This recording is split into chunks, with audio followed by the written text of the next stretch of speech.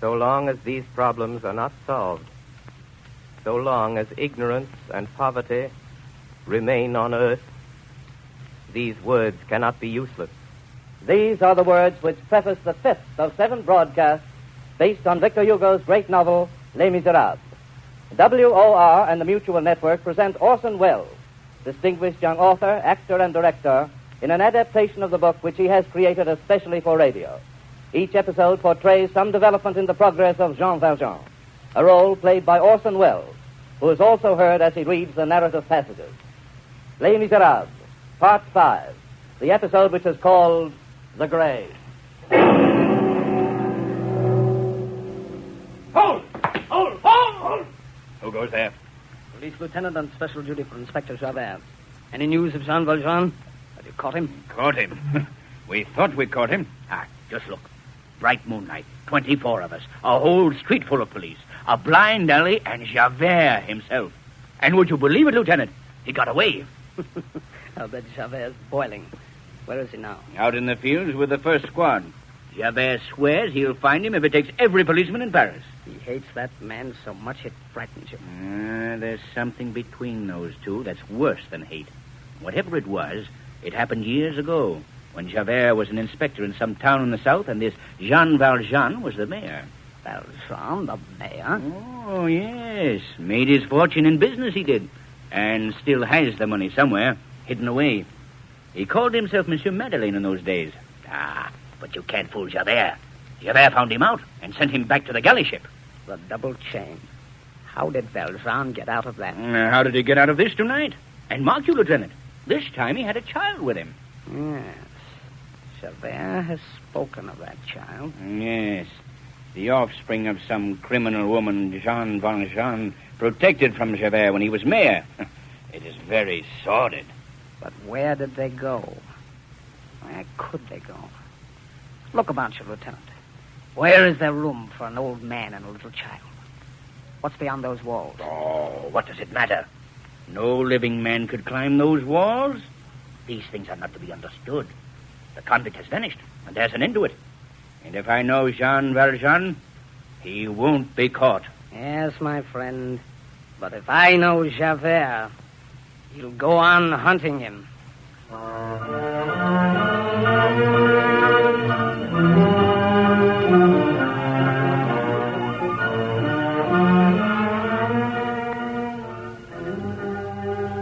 Trapped in a closed street, pursued and surrounded. But Jean Valjean had escaped. Javert had found him out in his hiding place and chased him that night across the city of Paris till he came to this blind alley. A squad of police, a lone man, and a little child. Where was this Jean Valjean? No living man could climb those walls. But there are things to be learned in 19 years' service in the galleys. And Jean Valjean had learned in those years the dark sciences of the impossible. Pulling Cosette up after him, he had climbed one of those walls. He found himself in a garden, a wild and solitary place, black in the shadow of an enormous and shuttered building. What was this house? Wrapped snugly in his greatcoat, Cosette, the little child, soon fell asleep. And Jean Valjean, watching over her, knew that night that so long as this child should be alive, he should need nothing except for her, and fear nothing save on her account. He heard a strange noise, a sound like a bell shaking on the neck of a beast. There was something in the garden, something limping in the darkness, and like a man. To the outcast, all things are hostile, and all things are suspicious. He distrusts the day because it helps to discover him, and the night because it helps to surprise him. Jean Valjean shuddered because the garden was empty. Now he shuddered because someone was there. There was no hiding in that garden. What is it? Oh, you frightened me. Who are you? 100 francs if you'll hide me. Oh, God help us. Monsieur Madeleine. What? Monsieur, how did you get here? How? Did you fall from the sky? Who are you? Don't you remember old Fauchelevent? You once saved my life. Fauchelevent? 6 years ago, monsieur, you lifted my great wagon from the mud. I was caught there. I would have been crushed, Monsieur Madeleine. Yes. Fauchelevent. The wagoner. And you. You remember only Monsieur Madeleine, the mayor of Montreux. Yes. And what is the mayor doing here? Fauchelevent, I'm in trouble. You must hide me. Oh, not here, monsieur. No man is allowed here. No one will know. Oh, Monsieur Madeleine, you have arrived at a very good time. I should say very bad. There is one of the sisters dangerously sick. She is dying. Oh, Father, I'm frightened. Cosette, little one, go back to sleep. There's nothing to be afraid of. Monsieur, why do you wear that bell on your knee? They put it on me, my child, so they know when I'm coming. Fauchelevent, what is this place? Oh, don't you know, Monsieur Madeleine? You sent me here. It was your recommendation that got me the job as gardener, monsieur. It's a convent. A convent? Yes, monsieur, the convent of the Perpetual Adoration, and a young ladies' school. But how did you get here? Old friend, let it go that I fell from the sky. Well, I believe it, monsieur. You don't need to tell me. I believe it. God must have taken you into his own hand to have a close look at you and then put you down. Only he meant to put you in a monastery, and he made a mistake. Listen. The nun is dead. Oh, Father. Shush. Cosette. What is that bell? It is the death knell, monsieur. That bell will strike every minute for 24 hours until the body goes out of the church. You hear it? It's like I told you, a stroke every minute. It is the rule of the convent. Fauchelevent, what do you do here? I am the gardener, monsieur. A gardener, of course. Fauchelevent, I'm in danger. Oh, Will you save my life? Ask me anything on earth. Give me a job. A job, Monsieur Madeleine? You, the mayor of Montreux? Forget Monsieur Madeleine. I must have a job. I must stay here. No one must see me. Don't you see? This convent would save us. Oh, but the little girl, monsieur. Cosette shall be entered into the school. Please, old friend, make me your assistant in the garden. Present me as your brother. The Reverend Mother might consent. But there is one thing. You see, monsieur, the gates are locked. The mother prioress will want to know how you got into the garden, and, monsieur, I won't be able to tell her. What do you mean? You can't enter the convent from here, monsieur. They must admit you from the street. From the street? No, there must be some other way. Oh, no, there is no other way, and here's the difficulty. The porter, not me, unlocks the gates. In order for you to come in, it is necessary that you should get out. For me, you have fallen from heaven because I know you. But for the nuns, you must come in at the door. I see. For the child, it would be easy. I have my door, which opens to the court. I knock, the porter opens. I have my basket on my back. The little girl is inside. I go out. It's all very simple, monsieur. Very simple, Monsieur Madeleine, except for you. Well, can't you smuggle me out some way? Like Cosette? Undercover? It's not possible, monsieur. Oh! There's the bell. It's for me. It's the Reverend Mother. She wants to see me. I wonder why. Monsieur Madeleine, don't stir from this shed. It's worth your life. I'm coming. Wait a moment. I'm coming.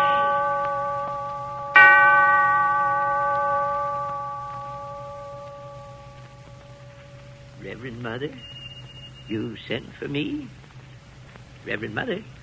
At 8:45 in the morning, and at all hours, praise and adoration to the most holy sacrament of the altar. Monsieur Fauchelevent, I have called you. I am here, Reverend Mother. I wish to speak to you. And for my part, I have nothing to say to the Most Reverend Mother, but something. You have a communication you wish to make to me. Reverend Mother, I am not young. No, monsieur? No, Reverend Mother. And I have also a brother who is not young. Indeed, monsieur. Not young. And not old. An excellent gardener, honest and respectable, and the father of a little girl who would be reared under God in this house and may someday be a nun. Monsieur Fauchelevent, can you, between now and night, procure an iron bar? For what work? To be used as a lever. Oh, yes, Reverend Mother, and may I say further that I have served here in the convent too long with this bell on my knee not to have an excellent brother. Monsieur Fauchelevent, we have confidence in you. You know that a mother died here this morning. Yes, Reverend Mother, amen. It is Mother Crucifixion, one of the blessed. Yes, Reverend Mother, and now she's dead.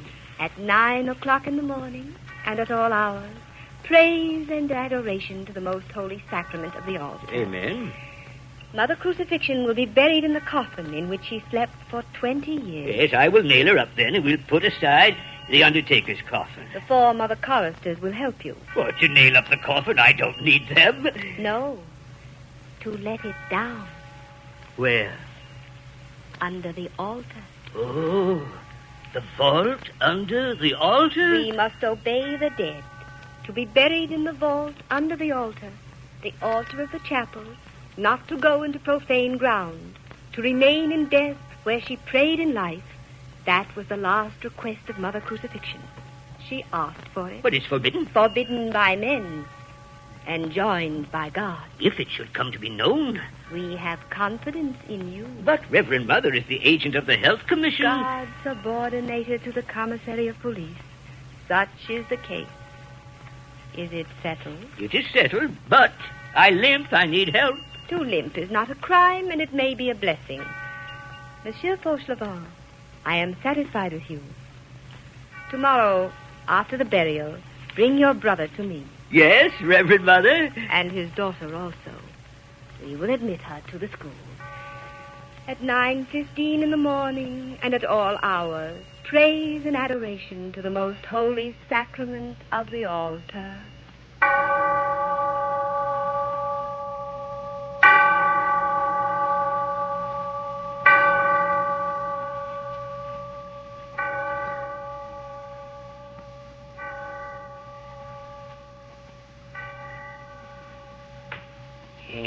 So you see, Monsieur Madeleine, that's the only thing wrong with the whole idea. The government coffin. The government coffin? The coffin from the administration. You see, Monsieur Madeleine, when a nun dies, the municipality physicians come and say, there is a nun dead. The government sends us a coffin, and the next day a hearse and some bearers to take it to the cemetery. The bearers will come tomorrow, and there'll be nothing in the coffin. Put something in it. A dead body? I have none. Put me in the coffin. Yeah. Oh, Monsieur Madeleine, put you in the coffin. I've got to get out of here, and I mustn't be seen. Oh, Monsieur, it's impossible. Suppose you should sneeze. Fauchelevent, I must decide now, either to be taken here or to go out in that hearse. There's only one thing that worries me. What will be done at the cemetery? Ooh, I can handle the gravedigger. He's a drunkard and a very close friend of mine by the name of Mestienne.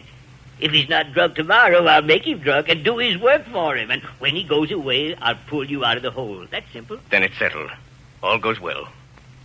I get out of my coffin, and you get me out of my grave. Buried alive.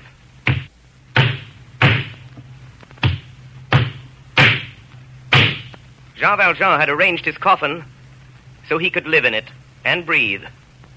A very little. He was calm. He counted on that drunken gravedigger, old Fauchelevent's friend, the gravedigger Mestienne. The plans were perfect. They would take him in the coffin to the graveyard, thinking he was the nun. The priests would read the services and go away. Then Fauchelevent would take this Mestienne to a tavern, and Jean Valjean would be left in the grave. He would wait, patiently. Then Fauchelevent would return, alone, and he would be released. He was confident of the result. The 4 boards of the coffin exhaled a kind of terrible peace. It was as if something of the repose of the dead had entered into the tranquility of Jean Valjean. Jean Valjean felt himself lifted by the pallbearers.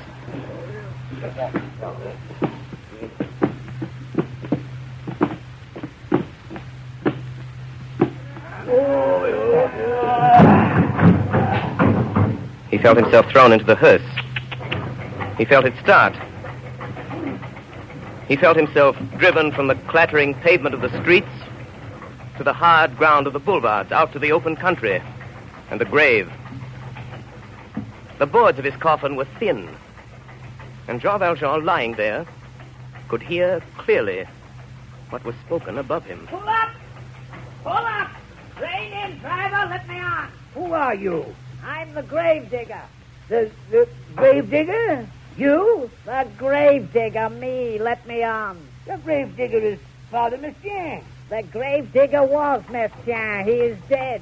I am the grave digger. I tell you, the grave digger is Father Messiaen. After Napoleon, Louis XVIII. After Messiaen, Gribier. Peasant, my name is Gribier. Oh, so Messiaen is dead, is he? Oh, let's go have a drink. I never drink. Comrade, I am the grave digger of the convent. My colleague, I salute you. Let's have a drink. I have studied. I have graduated. I never drink. Comrade Gravedigger, we must make each other's acquaintance. It is made. You are a peasant. I am a Parisian. Yes, I don't think you know, my comrade, how important it is that we know each other very well. Oh, very well indeed, comrade. Over a glass of something strong. I have told you, peasant, I never drink. Please, comrade Gravedigger. I ought not to be a gravedigger. I was intended for literature. Indeed, peasant, I am still a public sprite. You are not the gravedigger? One does not prevent the other, peasant. I cumulate. Good. Let's have a drink. Let's have a drink. Let's have a drink. Ding, dong, liquor, liquor. Have you no other topic of conversation? I'm a superior man, peasant. By day, I am a letter writer. I am the scribe of our most prominent bakers and cooks. In the morning, I write love letters. In the evening, I dig graves. Such is life. Just one little good strong drink. Business first. Whoa! Here we are at the graveyard. Here is the good priest and his choir boy waiting for the performance of the last rites. And here is my beautiful, fresh grave. Come, peasants, lend a hand with this coffin. Every word, clearly. Jean Valjean could hear clearly what was spoken above him. In terre pulvere, e vigilabunt, alii in vitam aeternam, et alii in opprobrium, ut videant semper, Le profundis. requiem aeternam donae Domine, Et lux perpetua luceat ei. requiescat in pace. Amen.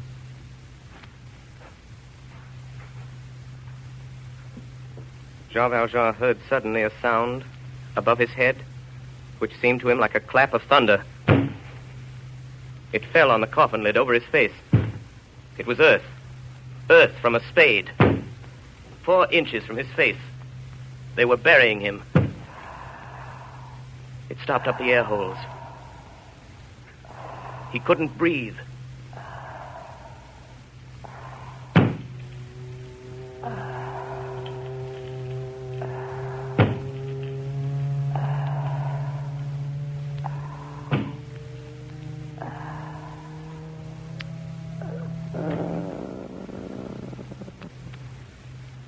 Medley! I sent him away. I stole his gravedigger's card and sent him home after it. You're safe. I fooled that Gribier, Monsieur Medley. Monsieur Medley? Monsieur Medley! Monsieur Medley! Why don't you answer me? What's wrong with you, Monsieur Medley? I'll get you out of that. Monsieur Medley! Monsieur Medley! Monsieur Medley! Are you alive? Monsieur Medley! He's dead! He's dead. He's suffocated. Monsieur Medley! Ooh, what shall I do? What shall I do? This little girl, what shall I do with her? Oh, Monsieur Madeleine, the best man that God ever made, Monsieur Madeleine. Monsieur Madeleine, Your Honor. Monsieur Madeleine? He doesn't hear me. He's dead. Ah! Don't open your eyes! Whoa! I can't stand it! Don't open your eyes at me! Fauchelevent, what's wrong with you? Oh. Aren't you dead? I thought you were dead. So did I. Don't open your eyes at me if you're dead. I can't stand it. Fauchelevent. Out of the clouds and up from the dead. I can't stand it. Dear old friend. Just a minute. I'll be myself again. Did you faint, monsieur? Can you breathe again? Dear old friend, we must go get Cosette and take her to the convent. Fauchelevent. Just give me time. I'm old, but I'll get used to it. You can get used to anything, but oh, my God. Out of the sky and the grave in the same day. Down from the cloud and up from the dead. Oh, my God, I can't stand it. I can't stand it.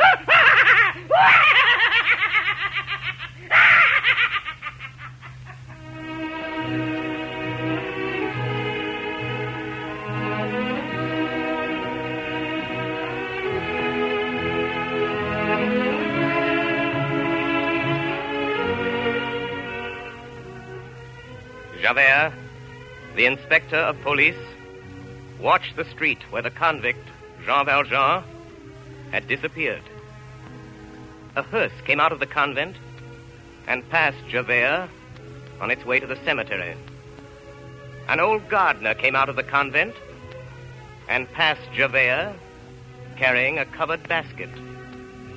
This gardener returned to the convent with another old man and a little child. He passed Javert in a carriage. For 3 months, Inspector Javert watched that street, and then he went away. In the convent, all was peace. The community was grateful for the services of its gardener. His niece was admitted to the school, and his brother was given a post as his assistant. So all went well for Jean Valjean. The years passed by. Cosette growing up in the school. Jean Valjean close to her in the convent garden and watching her as she grew.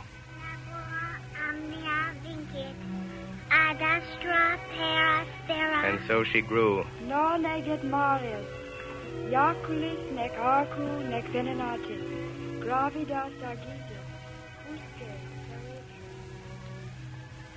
When Cosette was 14, Jean Valjean withdrew her from the convent school. He took a little house for her in the outskirts of the city, and they lived there together, very quietly. Perhaps the police had forgotten Jean Valjean. Perhaps Javert had stopped watching. You have an interesting story, monsieur. Now, what is your name again? This is simply for the record.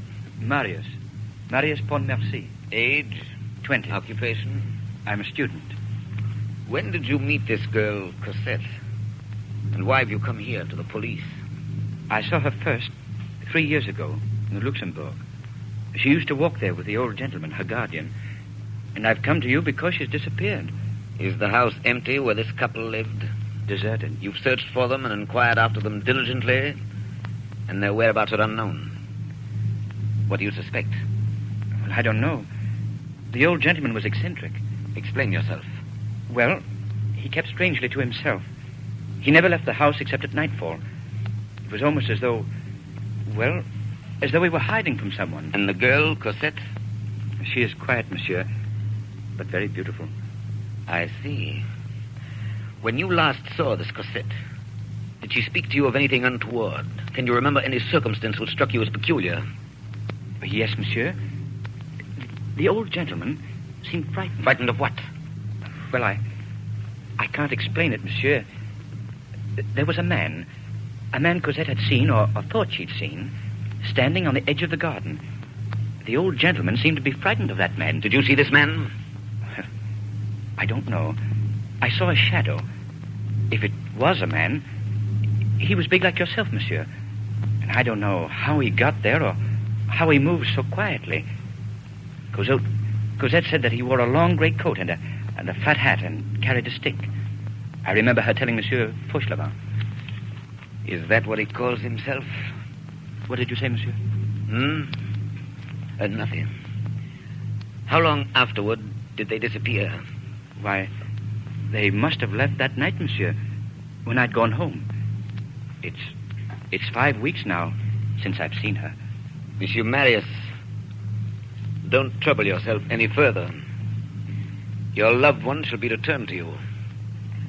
I will look for that girl, and I will look for that man. I will look very carefully for that man, and I will find him.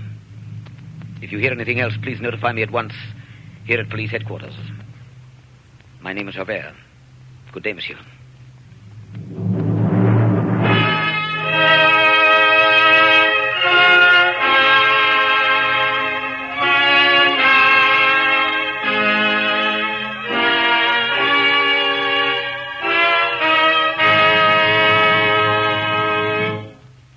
WOR and the Mutual Network have brought you Part 5 of Victor Hugo's absorbing masterpiece, Les Misérables, the episode which was called The Grave. Orson Welles, distinguished young author, actor, and director, played the role of Jean Valjean and was also heard reading the narrative passages. Assisting Mr. Welles were Martin Gabel as Javert, Ray Collins as Fauchelevent, William Johnstone as Marius, Peggy Allenby, Virginia Wells, Estelle Levy, Hiram Sherman, and Everett Sloane. Next Friday evening at 9:30 o'clock, Eastern Daylight Saving Time, we shall present Les Misérables in its 6th phase, the episode which is called The Barricade.